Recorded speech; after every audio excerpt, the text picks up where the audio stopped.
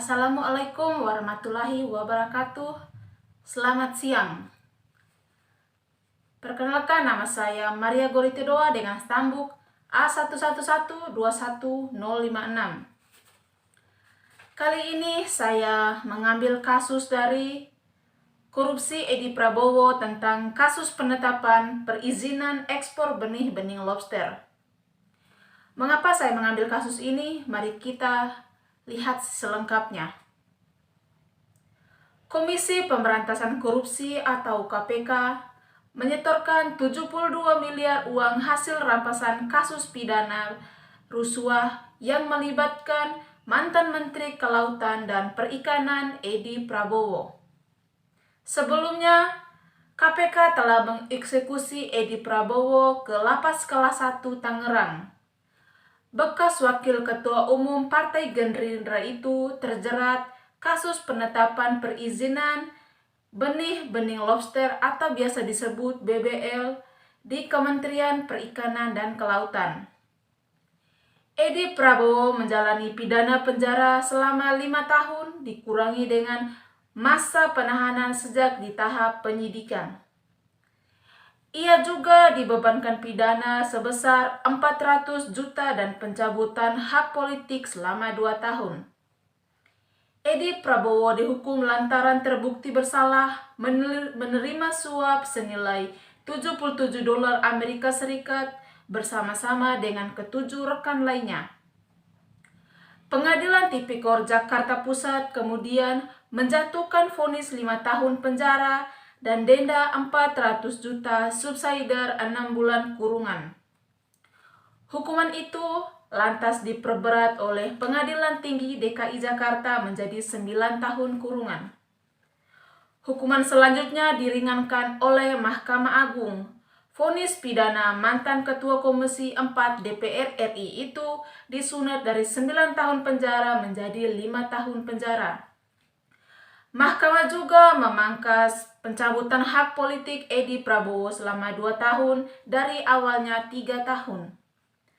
Keringanan hukuman diberikan lantaran Mahkamah Agung menilai bahwa Edi Prabowo telah bekerja dengan baik semasa jabatan sebagai Menteri Kelautan dan Perikanan.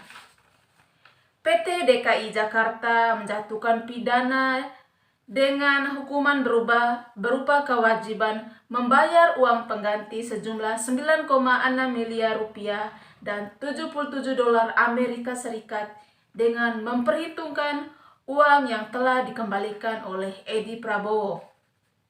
Uang pengganti itu harus dibayarkan Edi dalam kurun waktu 1 bulan setelah putusan Pengadilan Agama Kekuatan Hukum Tetap.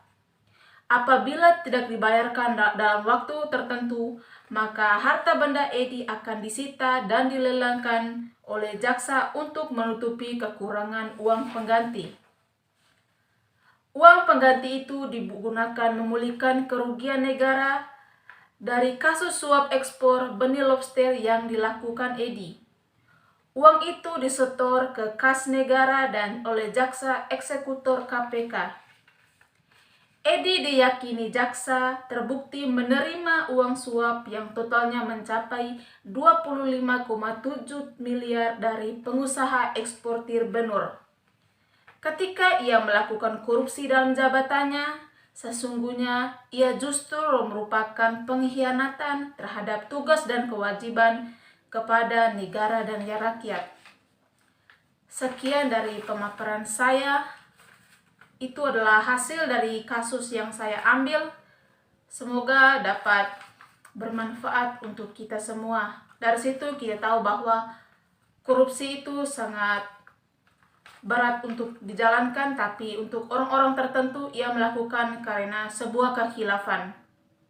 Maka dari itu untuk kasus Edi Prabowo ini, ia tidak memikirkan apa yang akan terjadi ke depannya, yang sebenarnya dapat merugikan negara dengan hasil yang ia peroleh selama ini, di mana ia melakukan korupsi yang cukup besar yang merugikan negara, di mana ini menjadi perhatian dari masyarakat Indonesia atau masyarakat dari mancanegara. Sekian, wassalamualaikum warahmatullahi wabarakatuh dan selamat siang.